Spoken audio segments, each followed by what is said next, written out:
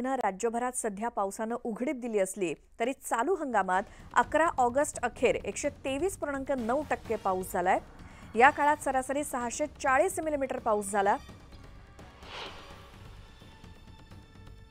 यंदा तो 792 मिलीमीटर झालाय। नागपूर विभागात सर्वाधिक 133.5%, तर सर्वात कमी पाऊस नाशिक विभागात 108.9% झालाय।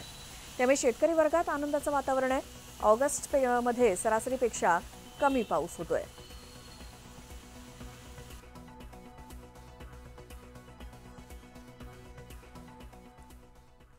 राज्यातल्या धरणांमध्ये 965.32 टीएमसी पाणीसाठा आता जमा झालाय। राज्यातील प्रमुख मोठ्या, मध्यम आणि लहान धरणांची एकूण पाणी साठवण क्षमता 1430.63 टीएमसी इतकी असून धरणांमध्ये 67.50% पाणीसाठा जमा झालाय।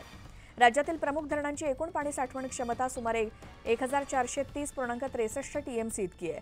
त्यापैकी 965.32 टीएमसी पाणीसाठा जमा झालाय। हा पाणीसाठा सरासरी 67.50% इतका आहे।